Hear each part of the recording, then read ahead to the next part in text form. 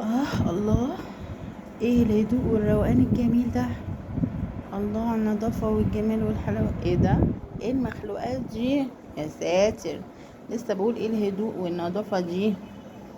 نسيت اكل السجادة. طب يلا قوموا عشان ناكل بقى السجادة. ها؟ بصوا ما صدقوا. ايوه تحت المروحة بقى ومأنتخين. مم. ولسه متغديين.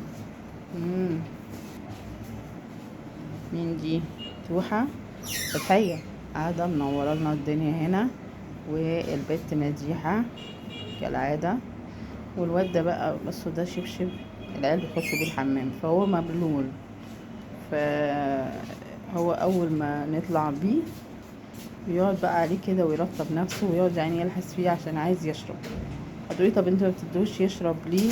اقول لكم عشان لسه شويه لما ياكل هيشرب. هو كده كده يعني بيشرب لبن من صدر مامته كده، فبيبقى فيه ميه مع اللبن سبحان الله.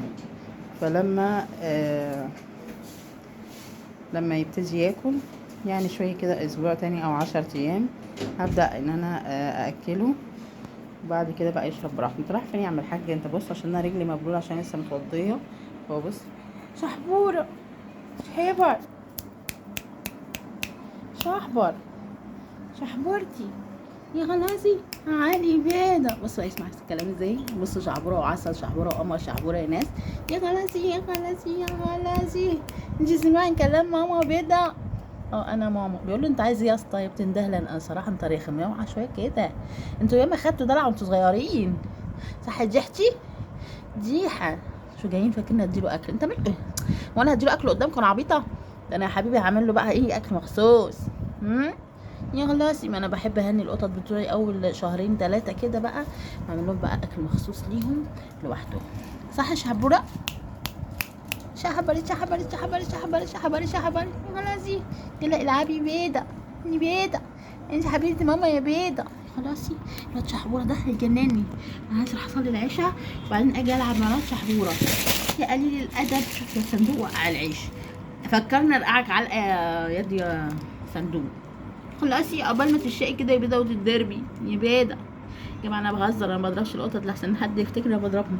انا اشدهم من ودانهم معلش، اشد شنباتهم، ها، امسكهم من ديلهم كده ارخم عليهم يعني. ماشي خلاص. خلاص مش هخلص. انا مش قعدتي قصادك مش هتخليني اخلص. بص باصص لي ازاي. خلاص عايزه اروح احط له قطره الجنيجي واروح اصلي بقى عشان حرام كده. يلا حبيبي اسيبكم على خير. امك قعدت يلا روح ارضع يلا روح ارضع. يلا قولوا باي باي يا فنزاتي. حطوا لايك واشتراك. سلام عليكم.